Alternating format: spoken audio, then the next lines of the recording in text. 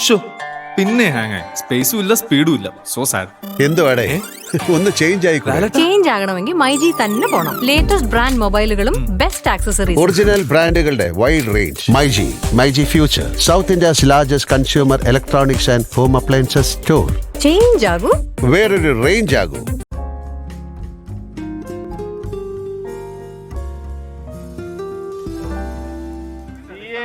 ഭാഗമായിട്ട് എല്ലാ സംസ്ഥാനങ്ങളും നിങ്ങൾ പറഞ്ഞ പോരല്ലോ, പിണറായി വിജയൻ പറയട്ടെ, കൊല്ലത്ത് എന്താണ് തുടങ്ങിയതെന്ന് പിണറായി വിജയൻ വ്യക്തമാക്കട്ടെ. അതായത് അനധികൃത കുടിയേറ്റക്കാരെ, വിദേശികളെ, വിദേശ പൗരന്മാരെ, ഇന്ത്യയിൽ പാസ്പോർട്ടും വിസയും ഇല്ലാതെ കഴിയുന്ന ആളുകളെ, അത് തന്നെയാണ്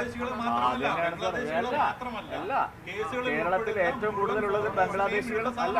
ഞാൻ പറയട്ടെ, അല്ലല്ല, CAA നടപ്പാക്കുന്നതിന്റെ ഭാഗമായിട്ട് എല്ലാ സംസ്ഥാനങ്ങളിലും ഇതുപോലുള്ള കാര്യം ആരംഭിച്ചു. ആദ്യം ഞാൻ ചോദിക്കട്ടെ, എന്ത് ന്യായമാണ് മുഖ്യമന്ത്രി പിണറായി വിജയൻ പറയുന്നത് ഞങ്ങള് കേരളത്തിൽ നടപ്പാക്കില്ല? ഇദ്ദേഹത്തിന് എന്ത് അധികാരമുള്ളത്? കേരളത്തിൽ മാത്രമായിട്ട് CAA നടപ്പാക്കില്ല എന്ന് പറയാനുള്ള എന്ത് അധികാരമാണ് ശ്രീ പിണറായി വിജയനുള്ളത്?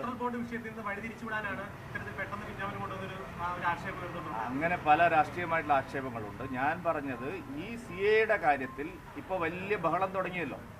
എന്താണ് കേരളത്തിൽ സമരമുണ്ടോ?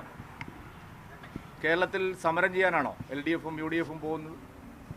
ഈ തെരഞ്ഞെടുപ്പ് കാലത്ത് സമരം ചെയ്യട്ടെ, നിങ്ങൾ സമരമായിട്ട് വാ.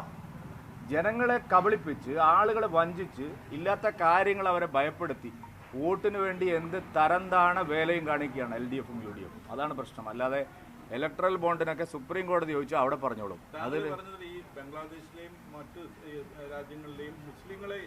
അവിടെ മുസ്ലിങ്ങൾ പീഡിപ്പിക്കപ്പെടുന്നില്ല മതത്തിന്റെ പേരിൽ. അതാണ്.